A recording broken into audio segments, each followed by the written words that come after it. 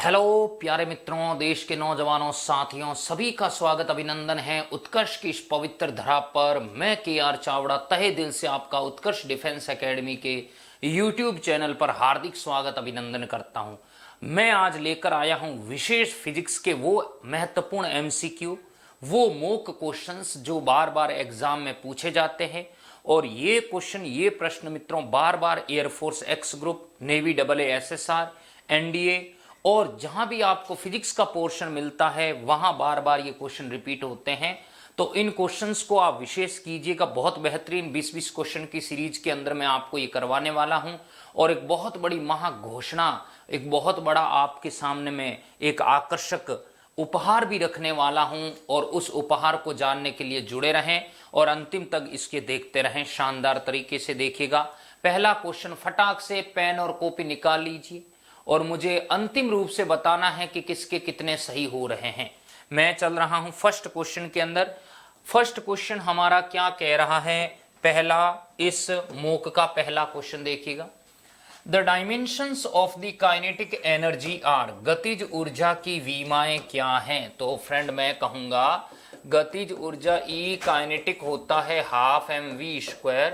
Now मैं कहूंगा m1 l1 t-1 का whole square, m1 l2 t-2। Okay, पढ़ा चुका हूं 122। ओके, कहां पर है ये? कहां पर है? m1 l2 t-2 A option में ही है। यहाँ t-1 है, t-1 है, t-1 है, ये सारे ही रॉन्ग आंसर हैं। देखिए, दूसरी बात मैं ये भी कह चुका हूं ऊर्जा, ऊष्मा, मैं कहूंगा एनर्जी, मैं कहूंगा एनर्जी, यस हीट, और बोलो बल आघूर्ण, मैं कहूंगा बल आघूर्ण, टॉर्क, बल आघूर्ण, torque. Very very important series है मित्रों। 20 क्वेश्चन का शानदार प्रहार देखिएगा। होली पर देखिए, बल आघूर्ण, टॉर्क, और मैं कहूंगा यहां पे कार्य वर्क, कार्य वर्क। आप देख रहे हैं इन सभी क्वांटिटी का एकमात्र dimensional formula m1 l2 t-2 122 होता है। अगर आप एक क्वेश्चन कर रहे हैं, मैं 4 क्वेश्चन एक साथ बता रहा हूं, 122 इन सभी क्वांटिटी का याद रखना है। याद रहेगा? चलूं जरा आगे। नेक्स्ट बताइए। m द्रव्यमान की एक वस्तु है, एक समान कोणीय वेग से वृत्तीय पथ पर घूम रही है। वस्तु की गति के दौरान क्या नियत रहता है, हमें बताना है। A body of the mass small m move upon the circular path with the uniform angular velocity. The motion of the body has the constant. मैं कहूंगा ये सर्कुलर पाथ है, रेडियस r है, इसमें पार्टिकल की वेलोसिटी की direction v कुछ इस तरफ होगी, कुछ इस तरफ होगी, कुछ इस तरफ होगी। अब मुझे ये बताइए, अगर कोई वेक्टर क्वांटिटी है तो वेक्टर क्वांटिटी का मैग्नीट्यूड और डायरेक्शन दोनों होते हैं। अगर मान लो मैग्नीट्यूड कांस्टेंट रह रहा है, लाइक एज द एक्सेलरेशन, त्वरण है, तो इसका हम कहेंगे परिमाण नियत रहता है, v²/r सेंट्रीपिटल एक्सेलरेशन होता है ये, परंतु डायरेक्शन तो हर समय बदलती है। यही सर्कुलर मोशन का सबसे बड़ा डिसएडवांटेज है कि भौतिक राशि को नियत रखना बहुत मुश्किल होगा। क्योंकि अगर मैं कहूं त्वरण, तो त्वरण के लिए यहाँ AR होगा v²/r रेडियल एक्सेलरेशन। तो ये कैसी क्वांटिटी है? ये एक वेक्टर है। वेक्टर है तो इसके अंदर क्या क्या है? मैग्नीट्यूड भी है, परिमाण भी है, और क्या है? इसके अंदर डायरेक्शन भी है। तो मान लो मैग्नीट्यूड तो v²/r फिक्स रह रहा है, बट डायरेक्शन जो है वो चेंज हो रही है।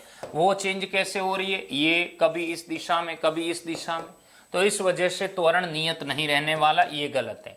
वेलोसिटी की अगर बात करूं फ्रेंड, तो v जो है वो खुद एक वेक्टर है, v खुद एक वेक्टर है, तो इसमें भी दोनों पोर्शन मिलेंगे। मोमेंटम अगर मैं बात कहूं तो p = mv, ये खुद एक वेक्टर है, तो इसमें भी मैग्नीट्यूड डायरेक्शन दोनों होंगे। बट काइनेटिक एनर्जी की अगर मैं बात करूं, गतिज ऊर्जा, गतिज ऊर्जा कैसी क्वांटिटी है? ये एक स्केलर है, अदिश है, तो इसमें सिर्फ मैग्नीट्यूड होगा। और अगर मैग्नीट्यूड होगा तो वो क्वांटिटी फिक्स रहेगी, उसमें दिशा का कोई ज्ञान नहीं होगा। तो यही रीजन है कि यहां नियत रहने वाली जो राशि है वो कौन सी है? वो है मेरे पास गतिज ऊर्जा, काइनेटिक एनर्जी।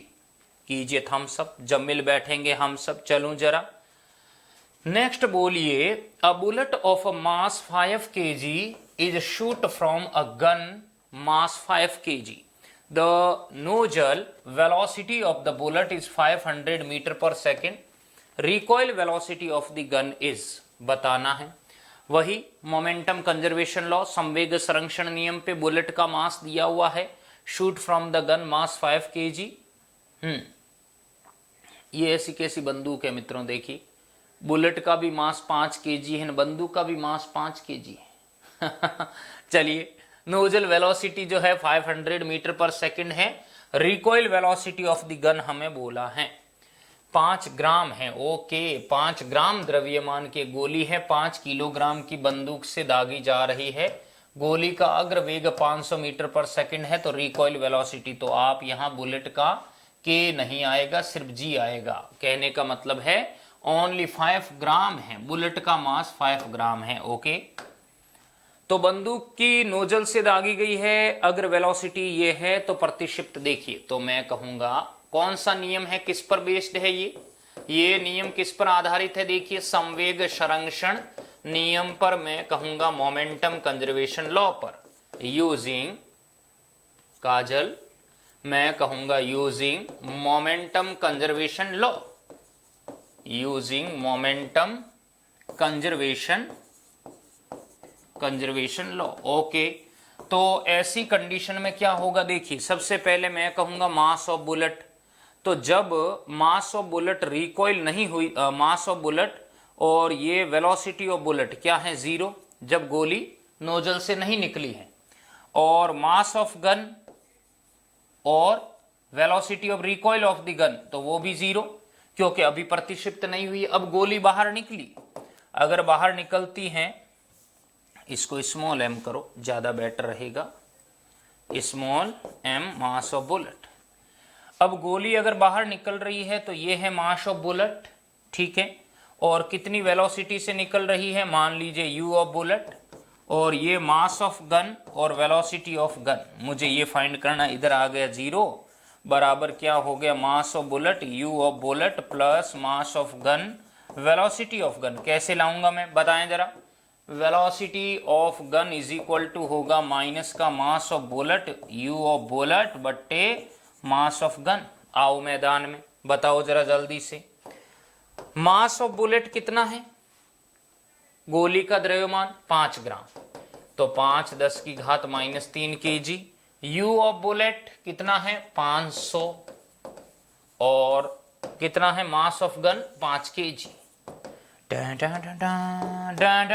भाचीड़ भाचीड़ कितना आ रहा है, देखिए 2 0 इसको दे दो, 5 10 की घात -1 नहीं आएगा, बिल्कुल आएगा। कितना आ रहा है 0.5 मीटर पर सेकेंड। नहीं आया समझ में, 2 0 मैंने उसको दिया, -1 0.5, राइट ऑप्शन ए है, भाचीड़ भाचीड़ भाचीड़, A option is the correct. चलूं जरा ओके, नेक्स्ट बताएं। उस पंप की शक्ति क्या होगी जो 200 किलोग्राम पानी को 200 मीटर ऊंचाई तक 10 सेकंड में भेज सकता है। जी अपन को 10 लेना है। The power of a pump which can pump the 200 kg of the water to height 200 metre in 10 second is, बताइए पावर चाहिए। P बराबर W/T, W हो गया मेरे पास mgh/T, बल इंटू विस्थापन। m कितना है मेरे पास 200, g 10 लेने को कह रहा है, ये 200 मीटर हाइट है, समय कितना है 10 सेकंड। भाचीड़ भाचीड़ क्या आएगा बताइए, 4, 2 और 2 हो गए 10 की घात 4, 40 10 की घात 3, कह दूं जरा क्या आएगा 40 किलोवाट। तो पावर कितना आ रहा है, ए इज द करेक्ट। 400 नहीं आएगा, 400 नहीं, ओनली 40 किलोवाट। क्लियर है, बहुत शानदार शानदार। नेक्स्ट बताएं, in the linear motion force is equivalent in the rotating motion. रेखिक गति में जो बल है घूर्णन गति में वो किसके समरूप है? आप ये जानते हैं कि लीनियर मोशन हो रहा है, m मास का ऑब्जेक्ट है, फोर्स F अप्लाई होने से ऑब्जेक्ट के अंदर डिस्प्लेसमेंट आया, बिल्कुल विस्थापन आया। तो ये कमाल किसने किया है? ये बल ने किया है। और अगर मान लीजिए कोई रिजिड बॉडी है, इसको घूर्णन देना है, तो ऐसी कंडीशन में मान लो ये m1 मास का पार्टिकल है, तो बॉडी घूमेगी तो मैं कहूंगा ये पार्टिकल भी घूमेगा। तो जहां पे एक m मास के ऑब्जेक्ट को डिस्प्लेस करने के लिए हमें किसकी नीड होती है? लीनियर मोशन में फोर्स की। वहीं किसी रिजिड बॉडी को रोटेट करवाने के लिए हमें नीड होती है टॉर्क की, घूर्णन गति में। तो राइट ऑप्शन है मेरे पास टॉर्क। क्या ये एंगुलर मोमेंटम होगा? नहीं। J इज इक्वल टू होगा R क्रॉस P। मैं कहूंगा it is the moment of the linear momentum. तो कोणीय संवेग नहीं है। भार W is equal to mg और जड़त्व आघूर्ण जो है I is equal to mr square. Moment of inertia जो रिटार्ड करता है sudden change in the object. कोई भी ऑब्जेक्ट की पोजीशन में अचानक जो भी परिवर्तन होते हैं उसका विरोध करने वाला जो गुण है घूर्णन गति में, उसको हम क्या नाम देते हैं? उसको जड़त्व आघूर्ण कहते हैं। हालांकि अभी ये सारे ऑप्शन सही नहीं हैं, हमारा राइट ऑप्शन रहेगा टॉर्क। क्या है क्वेश्चन देखिए। The total energy of the particle executing the SHM is proportional to. सरल आवर्त गति करते हुए कण की कुल ऊर्जा अनुक्रमानुपाती होती है। लिसन नाउ, मैं कहूंगा कुल ऊर्जा। देखिए आप जानते हैं कि काइनेटिक एनर्जी बरसों न half K A square minus Y square, potential energy half K Y square, total energy half K A square. बताओ कौन किसके प्रोपोर्शनल होगा? ये डिस्प्लेसमेंट में, ये डिस्प्लेसमेंट और मैं कहूंगा एम्पलीट्यूड दोनों के प्रोपोर्शनल, मतलब उनके डिफरेंस के इक्वल आ रहा है। तो टोटल एनर्जी प्रोपोर्शनल हुआ कि नहीं एम्पलीट्यूड के स्क्वायर के? बताओ क्या संतुलन अवस्था से विस्थापन? नहीं। अगर ये ऑप्शन होता तो ये पोटेंशियल एनर्जी के लिए भी सटीक नहीं होता, क्योंकि वहां भी स्क्वायर आ रहा है। पहला ऑप्शन गलत है। दोलन की आवृत्ति के, यहां दोलन की आवृत्ति नहीं आ रही, हालांकि हम इसके को लिख सकते हैं m ओमेगा स्क्वायर से, पर उसमें भी ओमेगा स्क्वायर आ रहा है, तो ये भी गलत है। संतुलन अवस्था में वेग, यहां कहीं पर भी वेग नहीं आ रहा है, डिस्प्लेसमेंट आ रहा है, गलत। गति के आयाम के वर्ग के, राइट ऑप्शन कौन सा है? D, square of the amplitude of the motion. बिल्कुल करेक्ट आंसर है, वो है हमारा ऑप्शन नंबर डी। चलूं जरा आगे, नेक्स्ट बढ़ूं। यस, बताइए जरा।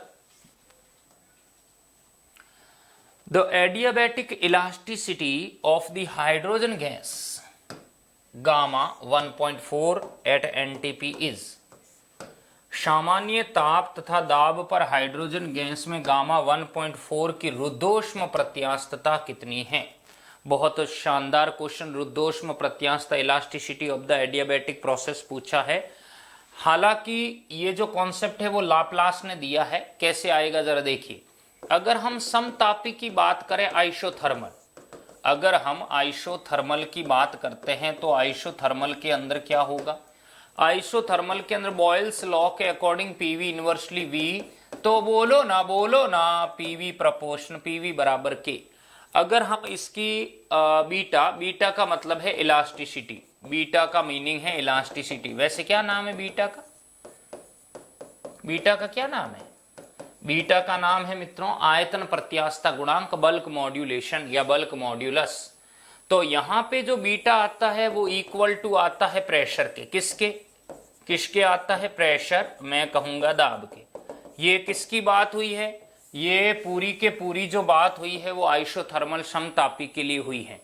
बट क्वेश्चन कह रहा है एडियाबैटिक रुद्धोष्म। अगर मैं रुद्धोष्म की बात कर रहा हूं, एडियाबैटिक की बात कर रहा हूं, रुद्धोष्म, मित्रों ये क्वेश्चन बहुत ही शानदार और एग्जाम में आए हुए हैं। ये जो मेरा मित्र, जो मेरा साथी नेवी की तैयारी कर रहा है, एयरफोर्स की तैयारी कर रहा है, एनडीए की तैयारी कर रहा है, उन एग्जाम में ये क्वेश्चन बार बार रिपीट हो रहे हैं और इनको मैं बहुत ही शानदार तरीके से आपके सामने रख रहा हूं। एक क्वेश्चन 10 जवाब और 10 क्वेश्चन साथ में बना रहा हूं। अगर आप इसी स्ट्रेटेजी से पढ़ेंगे तो आपका जो दिमाग है वो सोचने की और एक नया आयाम स्थापित करने की क्षमता डेवलप करेगा। जरा देखिए, ध्यान से सुनते रहिए, जबरदस्त। रुद्धोष्म के अंदर अगर अपन बात करें तो ये जो समीकरण आती है पीवी रेस टू गामा बराबर के से, इससे बीटा आता है, और इससे जब बीटा निकाला जाता है बीटा बराबर आता है गामा इंटू पी। ये इसकी क्या है, मैं कहूंगा इलास्टिसिटी है। तो बीटा इक्वल टू गामा कितना है बोलो, 1.4। यस। और सामान्य ताप और दाब ये बोला है एन कहां गया, N T P, normal temperature and pressure. Normal temperature और प्रेशर पे मैं कहूंगा प्रेशर होता है वायुमंडलीय दाब 1.0135 10 की पावर 5, जिसे अपन 1 एटीएम भी कहते हैं। तो जरा ये बताओ 1.4, अब इसको 1 ही ले लो ना, 1 ही ले लो, क्या आएगा 1.4 10 की पावर 5। यस, मैं कहूंगा न्यूटन बट्टे मीटर स्क्वायर। कहां है ऑप्शन, कहां है ये बताइए जरा। यस यस, 1.4 10 की पावर 5, एक ये रहा, ये गलत, ये गलत, ये गलत, yes yes, right option D है। बट अगर ये ऑप्शन होता तो ये किसके लिए सही है, ये आइसोथर्मल के लिए बिल्कुल करेक्ट है। फॉर द आइसोथर्मल, समतापी के लिए बिल्कुल एग्जैक्टली राइट है, आइसोथर्मल के लिए। तो मैं कहूंगा ऑप्शन नंबर डी जो है वो करेक्ट है। बताएं। ये कह रहा है a wavelength of 0.60 centimetre is produced in the air and it travels at the speed of 300 metre per second, it's will be in. तो बताइए, वायु में किसी तरंग की तरंग दैर्ध्य 0.60 सेंटीमीटर है, वेवलेंथ दिया हुआ है, और स्पीड है 300 मीटर पर सेकंड। ये तरंग कैसी होगी, श्रव्य, ऑडियबल, अपश्रव्य, इंफ्रासोनिक, अल्ट्रासोनिक, पराबैंगनी। ओके, यहां थोड़ा सा देखिए मित्रों, यहां आपको थोड़ा सा देखना है ध्यान से, जरा जरा जरा देखिए, यहां पराबैंगनी नहीं है, यहां पराश्रव्य है। नाम का फर्क है मित्रों, नाम का फर्क है, पराश्रव्य उपरोक्त में से कोई नहीं। तो ऑप्शन बताएं कौन सा है। देखिए, हमें वेवलेंथ दे दी है, हमें लैम्बडा दे दिया, हमें वी दे दिया, और हमें चाहिए क्या बताओ, v बराबर n lambda, n is equal to v by lambda होगा कि नहीं होगा। Yes sure. ये 300 लैम्बडा है 0.60 सेंटीमीटर 10 की घात -2 metre. n is equal to 300 बट्टे 0.60 10 की पावर +2। ये मैंने 2 जीरो नीचे लेकर आया, क्या किया, ये क्या हुआ, ये क्या हुआ, ये 2 जीरो नीचे कहां से आ गए, ये 300 है, ये 2 जीरो ऊपर चले गए बस। अच्छा, सेंटीमीटर में था, ठीक है, चलो कोई बात नहीं मित्रों। तो अब ये 2 जीरो अगर मैं ऊपर ले जाऊंगा 10 की पावर 2, ये हो गया भाचिड़ भाचिड़ भाचिड़ भाचिड़ भाचिड़ भाचिड़, n बराबर 4 मीन्स 50,000 हर्ट्ज। और आप जानते हैं ऐसी तरंगे जिनकी आवृत्ति क्या हो, ग्रेटर देन 20 किलो हर्ट्ज। अगर n greater than 20 kilo hertz होता है तो वो कौन सी है, पराश्रव्य है। कौन सी है वो, पराश्रव्य है, मैं कहूंगा अल्ट्रासोनिक है। कैसी है वो, अल्ट्रासोनिक। तो राइट ऑप्शन जो होगा, राइट ऑप्शन होगा मेरे पास C, ultrasonic, C is the correct, पराश्रव्य तरंग। बहुत प्यारा क्वेश्चन, बहुत ही प्यारा क्वेश्चन। राइट ऑप्शन जो है वो है पराश्रव्य, अल्ट्रासोनिक। देखिएगा, अगर मैं ऑडियबल की बात कहूं तो ये अगर इनकी रेंज 20 हर्ट्ज से 20 किलो हर्ट्ज के बीच में है चलेगा। इंफ्रासोनिक की बात कहूं तो मैं कहूंगा 20 हर्ट्ज से जिनकी फ्रीक्वेंसी क्या है, मैं कहूंगा जिनकी फ्रीक्वेंसी जो है वो लेस देन है 20 हर्ट्ज से, उसे अपन कहेंगे अपश्रव्य, और पराश्रव्य जिसकी ज्यादा है। बताओ, the quantity that is not conserved in an elastic collision, अप्रत्यास्थ टक्कर में कौन सी राशि संरक्षित नहीं रहती है। अप्रत्यास्थ टक्कर के अंदर बताना है, अप्रत्यास्थ टक्कर की मैं बात कर रहा हूं। अप्रत्यास्थ टक्कर के अंदर आप जानते हो मोमेंटम, ये तो एवरी कोलिजन, जो एवरी कोलिजन है, किसी भी प्रकार का टक्कर है, ये तो रहेगा ही रहेगा। इसने कहा नहीं रहता है, तो संवेग तो रहता है। काइनेटिक एनर्जी नहीं रहती है, क्योंकि काइनेटिक एनर्जी में भारी लॉस हो जाता है, इस वजह से काइनेटिक एनर्जी इलास्टिक कोलिजन में नहीं रहती हैं। ये बी ऑप्शन करेक्ट है। कुल ऊर्जा टोटल एनर्जी कंजर्व रहेगी, टोटल एनर्जी जो है वो कंजर्व रहती है, बिल्कुल रहती है, पर काइनेटिक एनर्जी में लॉस होता है। राइट ऑप्शन है हमारा बी। क्लियर? बताएं। The working of an atomizer, atomizer depends upon the, देखिए कणित्र का सिद्धांत किस पर आधारित है, तो मैं बताना चाहूंगा कणित्र के अंदर क्या है कि ये इस तरह का पात्र है और ये ट्यूब यहाँ पे लटकी हुई होती है और यहाँ से क्या होता है, एक बेलून से इसके नली का संपर्क होता है और इसके अंदर द्रव भरा जाता है और यहाँ पे क्या होता है कि जब हाई स्पीड से एयर यहाँ आती है तो उसकी वेलोसिटी ज्यादा होती है और जहां वेलोसिटी ज्यादा वहां प्रेशर कम। बोलो ना, जहां वेलोसिटी ज्यादा वहां प्रेशर कम, तो यहां प्रेशर ज्यादा होता है, वेलोसिटी कम होती है, जिससे पानी की बूंदें ऊपर उठती हैं, यानी द्रव ऊपर चढ़ता है, खच खच खच खच खच खच एयर के कनेक्शन में आया और यहाँ छोटी छोटी बूंदों के रूप में बाहर निकलता है, हमारे चेहरे पर ठंडक देता है। तो जहां प्रेशर ज्यादा वॉल्यूम कम, वॉल्यूम ज्यादा प्रेशर ज्यादा वेलोसिटी कम, वेलोसिटी ज्यादा प्रेशर कम, ये कॉन्सेप्ट किसने दिया है, ये बर्नौली ने दिया है। बॉयल का नियम P इनवर्सली प्रोपोर्शनल V है, PV बराबर कांस्टेंट है। आर्किमिडीज का प्रिंसिपल ये कहता है कि कोई वस्तु कब तैरेगी और कब डूबेगी वो डेंसिटी के ऊपर डिपेंड करेगा। न्यूटन का नियम है हमारे पास F इज इक्वल टू नीटा A dV बाई dz, किसके लिए, फॉर द लिक्विड या फ्लूइड के लिए। तो यहाँ ऑप्शन हमारा नंबर कौन सा है, ए इज द करेक्ट। कणित्र के सिद्धांत पर आधारित है, बर्नौली पर आया हुआ क्वेश्चन है, बताएं। ये कह रहा है अ कंडक्टर हैज द 14.4 10 की power -19 coulomb positive charge.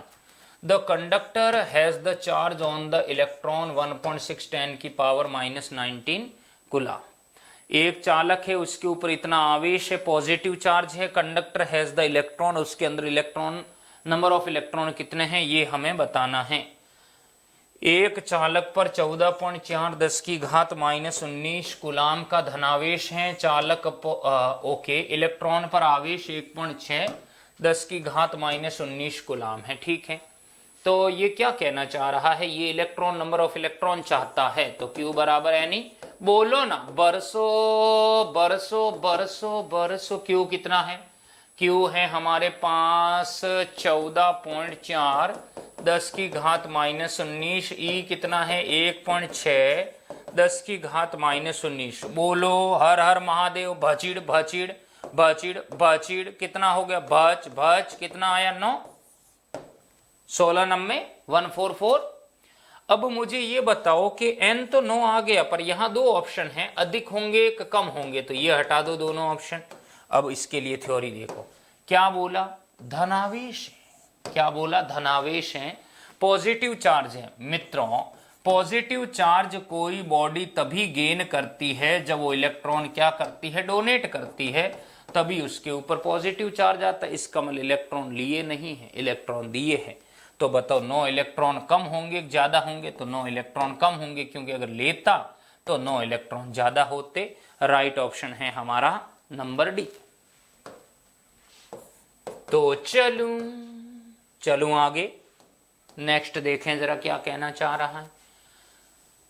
10 microfarad capacitor is charged to 500 volt and its plates are joined together through the resistance of the 10 ohm. The heat produces in the resistance बताना है। 10 microfarad का capacitor है, उसे 500 volt तक charge किया है और resistance 10 ओम है, हीट कितनी प्रोड्यूस हुई। तो मित्रों, आप ये जानते हैं कि जो संधारित्र होता है उसके अंदर उत्पन्न ऊर्जा जो है वो उत्पन्न ऊष्मा के तुल्य होती है, और जो संधारित्र में समाहित ऊर्जा है वही उत्पन्न ऊष्मा है। तो ये कह रहा है 10 माइक्रोफेरेड धारिता का एक संधारित्र है और 500 वोल्ट के से आवेशित कर दिया है 10 ओम। ये यहां काम नहीं आने वाला, आपको कंफ्यूजन के लिए दिया है। उत्पन्न ऊष्मा H बराबर W बराबर half half, hello hello hello, half CV square. ये संधारित्र में संचित स्थितिज ऊर्जा का फॉर्मूला है। तो आप देख रहे हैं कि हाफ सी का वैल्यू है 10 10 की पावर माइनस का 6 और वी कितना है 500, तो 500 इंटू 500, बोलो जरा ये 1/2। ये देखिए 2 0 2 0 4 माइनस के 2, एक ये 5, तो 10 की घात -1 बच गया और ये बच गया 25 12.5। ओके, तो मैं कहूंगा 12.5 10 की घात -1 यही आएगा। 25 में 2 का भाग दूंगा और अब मुझे 10 का भाग और देना है, तो 12.5 बट्टे 10 पॉइंट और गया देखिए, तो 1.25 जूल। राइट ऑप्शन कौन सा है हमारा? D is the correct. ये सही नहीं है, हमारे पास ऑप्शन नंबर डी करेक्ट है। क्या ये क्लियर है? भरा नहीं मन भावों से बहती जिसमें रसधार नहीं, वो हृदय नहीं है पत्थर है जिसमें स्वदेश का प्यार नहीं, स्वदेश का प्यार नहीं। आगे बढ़ता हूं देश के नौजवानों साथियों, नए क्वेश्चन की कड़ी में बताइए। ये बड़ा ही थोड़ा अच्छा प्रश्न है। ये सारे क्वेश्चन मित्रों एनडीए एयरफोर्स के अंदर पूछे गए हैं, AA के अंदर पूछे गए हैं। अगर आप इन प्रश्नों को मिलाते हैं तो बहुत ही शानदार आपके अंदर एक बूस्टअप कॉन्फिडेंस जग सकता है जबरदस्त तरीके से। बताइए, 100 what bulb working on the 200 volt and 200 bulb working on the 100 volt have, इनके रेजिस्टेंस का रेशियो ये होगा या करंट का रेशियो ये होगा, हमें बताना है। सिंपल, ये कह रहा है 100 वॉट का एक बल्ब है 200 वोल्ट पर और 200 वॉट का बल्ब है 100 वोल्ट पर काम कर रहा है, तो प्रतिरोध का अनुपात है सही है क्या, धाराओं का अनुपात सही है क्या, प्रतिरोधों का अनुपात सही है क्या, या अधिकतम धाराओं का अनुपात ये है? जरा सुनिए। जरा रेजिस्टेंस और करंट में ही हमें संबंध चलाना है। ठीक है, कोई बात नहीं। वी पी बराबर V²/R। आर कैसे आएगा? R1 कैसे आएगा? V1 कितना है? V1² बट्टे P1। V1 है मेरे पास 200 इंटू 200, P1 कितना है 100। बोलो ना, भचीड़। यस, कितना आया ये? 400 ओम। पहला R2 चेक करो, R2 V2² बट्टे P2। V2 कितना है? 100 इंटू 100 बट्टे P2 कितना है? 2। कहां गया रे? ये 200 वॉट है, देखिएगा। यस, 200 वॉट है। ओके, तो ये हो जाएगा 200 भचीड़ और ये हो गया भच कितना? 50 ओम। रेशियो निकालो, तो रेशियो निकालो। R1/R2 इज इक्वल टू 400 बट्टे 50। भच 8:1। कहा? ये तो गलत है ना, 4:1 कह रहा है, ऑप्शन नंबर गलत। 2:1 कह रहा है, ऑप्शन नंबर गलत। इसका मतलब इन दोनों में से कोई एक ऑप्शन है। चलो इसमें चल लेते हैं। करंट का कैसे आएगी वैल्यू? P बराबर VI। P बराबर VI, तो I क्या हुआ काजल? I बराबर P/V। पहले में पावर कितना है?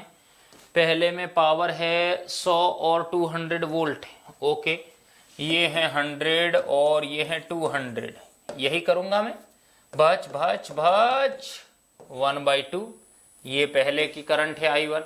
I2 बराबर हो गया P/V, तो P दूसरे में कितना है? दूसरे में है मेरे पास 200 और 100। 200 और 100 है, ये वाला वैल्यू 100 है, ये 100 है। भच कितना आ रहा है? 2। तो मुझे जरा बताओ 1/2 और इंटू 1/2 1:4 कहीं आ रहा है क्या करंट वाला ratio? Yes, B is the correct. ये 1:2 सही नहीं है, बी जो है वो मेरा करेक्ट है। क्या इतना क्लियर हुआ? अच्छा प्रश्न था, इसने तो काफी मशक्कत करवाई है। खैर चलिए बढ़ता हूं मैं नेक्स्ट क्वेश्चन की तरफ। क्या है? EMF is most closely related to विद्युत वाहक बल निम्न में से किसके निकट है? क्या वो यांत्रिक बल के, मैकेनिकल फोर्स के इक्वल है? देखिए, ये फोर्स का यूनिट न्यूटन होता है। अब आप जानते हैं ये न्यूटन में तो मापा नहीं जाता। विद्युत क्षेत्र की बात करूंगा तो E बराबर F बाई क्यू नॉट होता है, न्यूटन पर कूलाम है, तो ये भी सही नहीं है। विभवांतर, बिल्कुल विभवांतर वोल्ट में मापा जाएगा, बिल्कुल सही है, बिल्कुल सही है। पोटेंशियल डिफरेंस, ये सही नहीं है। चुंबकीय क्षेत्र B बराबर F अपॉन M टेस्ला में मापा जाएगा, ये भी सही नहीं है। तो मैं कहूंगा EMF is mostly close related to potential. चलो जरा आगे, कितने चलिए देखिए जरा, बताएं नेक्स्ट क्वेश्चन बताएं। The resistance of an ideal voltmeter. Ideal voltmeter का रेजिस्टेंस क्या होगा? क्या जीरो होगा या फिर वेरी लो होगा, वेरी लार्ज या इनफाइनाइट? आइडियल वोल्ट मीटर बोला है, अमीटर नहीं। अगर मैं आदर्श वोल्ट मीटर के प्रतिरोध की बात करूंगा मित्रों, तो आदर्श वोल्ट मीटर मैं कहूंगा एक खुले परिपथ की तरह जो है व्यवहार करता है। तो इसके लिए R बराबर V बट्टे I, तो मैं कहूंगा अगर I बराबर 0 हो जाए तो एक खुले परिपथ की तरह इसका प्रतिरोध अनंत होगा, और ऐसी कंडीशन में ये सेल के शिरों का वोल्टेज बहुत ही एप्रोप्रिएट माप पाएगा। इसलिए राइट ऑप्शन है डी, बहुत अधिक नहीं, मैं कहूंगा अनंत आदर्श वोल्ट मीटर का प्रतिरोध इनफाइनाइट होता है। चलो जरा आगे। The power factor of the LCR circuit at the resonance, बताना है आपको पावर फैक्टर क्या होता है अनुनादी परिपथ का शक्ति गुणांक। देखिए शक्ति गुणांक होता है cos थीटा बराबर R बाई जेड। क्या इतना क्लियर है मित्रों? बताइए, क्या ये क्लियर है? cos theta R by Z, R है रेजिस्टेंस, Z है इंपिडेंस, प्रतिबाधा। अब इसने क्या बोल दिया? अनुनादी परिपथ। अनुनाद की अवस्था में, in the condition of resonance, अनुनाद में R और Z बराबर होते हैं, R और Z बराबर होते हैं, उल्टा Z मिनिमम होता है। Z मिनिमम होने के कारण I मैक्सिमम हो जाता है, धारा भी अधिकतम होती है। तो cos थीटा ही तो शक्ति गुणांक है, तो R और Z जब बराबर है तो 1 आएगा कि नहीं आएगा? तो 1 आएगा कि नहीं आएगा? B is the correct answer. Clear है ये? तो राइट ऑप्शन कौन सा है? B is the correct answer. बताइए क्या ये क्लियर हुआ?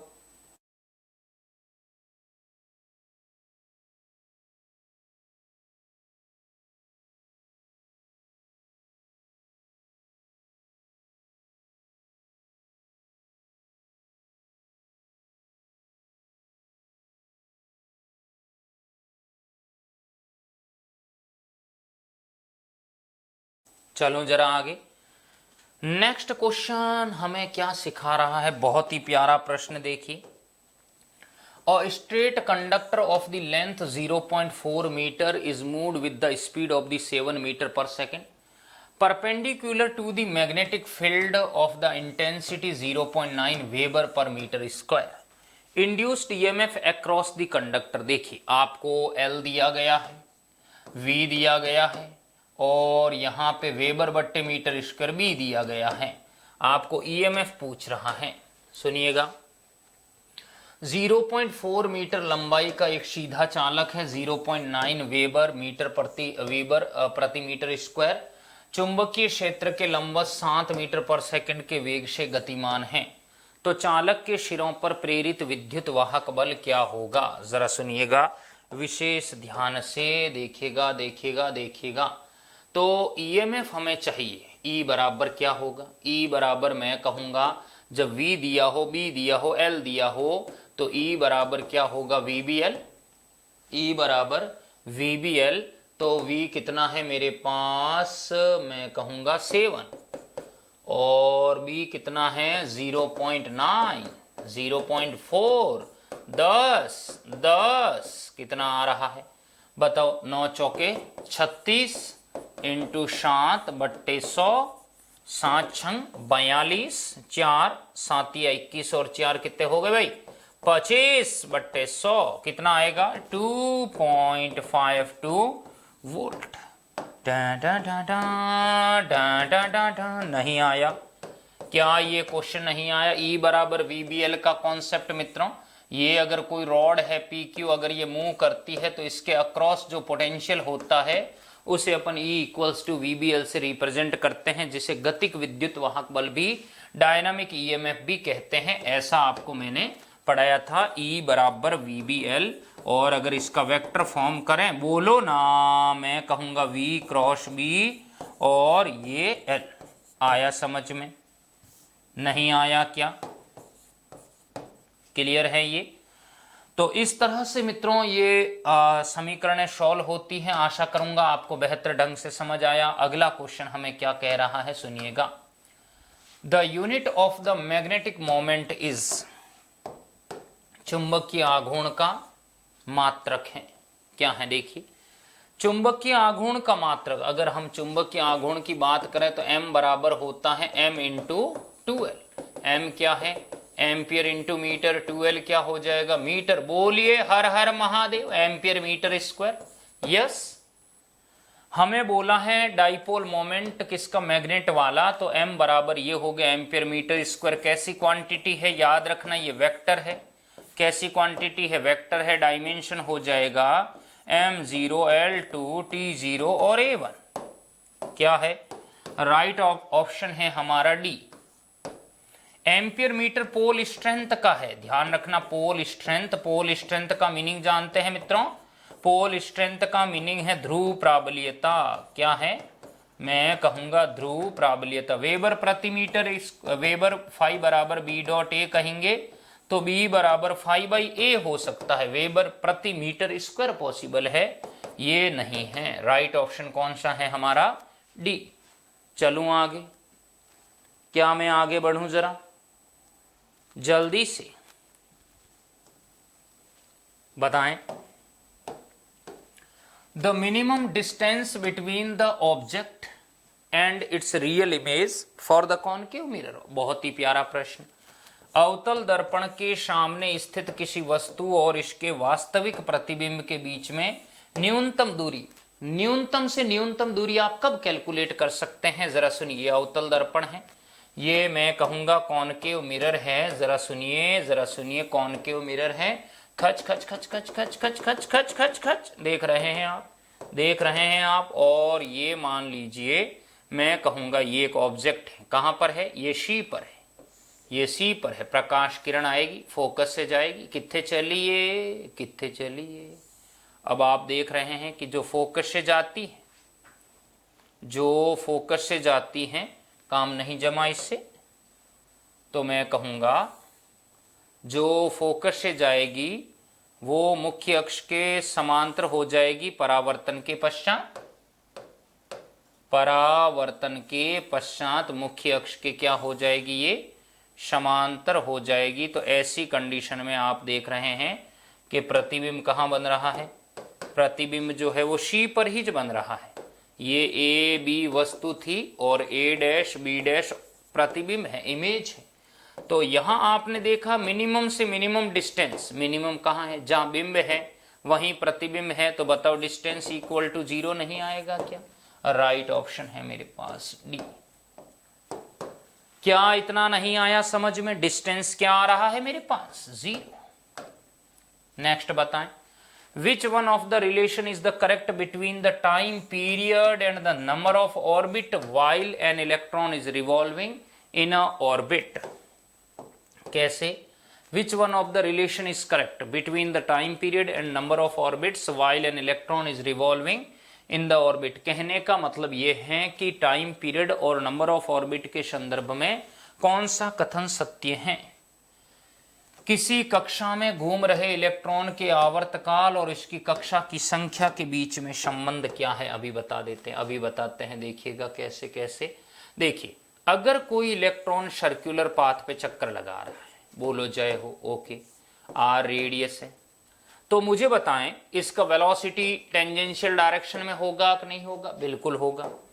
तो इसको एक साइकिल कंप्लीट करने में समय कितना लगेगा? Time period, time equals to समय इक्वल टू दूरी बट्टे 4। तो डिस्टेंस कितनी हो गई? 2πr। Speed v। ओके, अब आपको तो याद नहीं है आर का फॉर्मूला, पर मुझे तो याद है ना। कैसे? n स्क्वायर h स्क्वायर बट्टे 4 pi square m k z e square. Okay, V का फॉर्मूला किस किस को याद है बोलो, वी का फॉर्मूला किस किस को याद है, 2 पाई के Z E square by N H. अब देखो आप ये देख रहे हो कि ये सारी तो वैल्यू कांस्टेंट होती हैं, हमें एन के रिलेशन में हमें संबंध चाहिए। इस एन को उठाओ, जा काजल जी ले तेरी जिंदगी, यहां आ जा, ये यहां आ गया। ये जैसे ही यहां आएगा तो टी प्रोपोर्शनल एन क्यूब नहीं होगा क्या? देखो ना, एन स्क्वायर ऑलरेडी है, एन ऊपर जाएगा तो एन क्यूब होगा कि नहीं होगा? तो मेरे पास जो राइट ऑप्शन आएगा वो होगा she. She is the correct answer के टाइम पीरियड जो है वो डायरेक्टली प्रोपोर्शनल है एन क्यूब ऑर्बिट नंबर के। मित्रों बताइए कैसे लगे आपको ये 20 क्वेश्चन वाली सीरीज? बहुत ही शानदार, तहलका मचा देगी आपकी लाइफ के अंदर। मैं पहले ही बता देता हूं, भूचाल आ जाएगा अगर आप इन सभी 20 क्वेश्चन को देख ले तो। ये एग्जाम में हूबहू आए हुए हैं, इसीलिए आपको विशेष ये मैंने करवाए हैं। तो इन क्वेश्चंस को आप आशा करता हूं फिर से देखेंगे बेहतरीन ढंग से। और दूसरी जो मैंने आपसे वादा किया था कि बहुत बड़ी एक मैं महाघोषणा करने वाला हूं, बहुत बड़ा एक आकर्षक उपहार मैं आपको बताने वाला हूं, वो क्या है जरा सुनिए। मित्रों, इस होली पर उत्कर्ष लेकर आया है एक बहुत ही रंगीन होली, रंग बिरंगी होली। आप सभी जैसा कि जानते हैं कि 15 अप्रैल से हम सारे ये ऑफलाइन और ऑनलाइन बैच स्टार्ट कर रहे हैं 15 अप्रैल से। तो अगर आप होली के इस पावन पर्व पर इस बेहतरीन ऑफर का लाभ उठाना चाह रहे हैं तो आप देख रहे हैं कि सारी जो ये कॉस्ट है कोर्सेज की रिड्यूस हो चुकी है, बहुत शानदार। आप देखेंगे कि एयरफोर्स एक्स ग्रुप की ऑफलाइन जो रेट रहेगी वो 15,000 है, ऑफर प्राइस है, ध्यान रखना अभी। और ये रेटें होली के जस्ट बाद में बढ़ने वाली हैं। अगर आपने अभी कोर्स नहीं लिया है तो ले लीजिएगा। एयरफोर्स वाई ग्रुप की बात करें तो आप देख रहे हैं 12,000, एएफ कैट आप देख रहे हैं, navy double A 15, navy MR 12,000, आप देख रहे हैं army GD clerk 12,000, Indian coast guard 15,000, Indian coast guard DB 12,000 और एनडीए स्पेशल शानदार 25,000 और सीडीएस 21,000।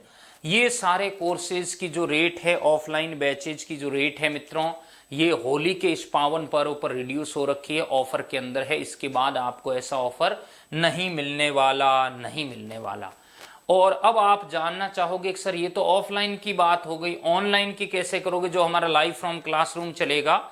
जरा सुनिए। तो एयरफोर्स एक्स ग्रुप की अगर मैं बात कहूं तो ये सिर्फ और सिर्फ 3200 3200 और Y group 2200 350, AF CAT navy double SSR 3200 2200। Okay, army GD clerk की रेट आप देख सकते हैं शानदार, इंडियन कोस्ट गार्ड डीबी और एनडीए की आप देख सकते हैं इतना रिड्यूस कर दिया है मित्रों। एनडीए का पूरा कंप्लीट कोर्स 3500 के अंदर हम कहेंगे 3500 में आप ले सकते हैं। CDS only 4500।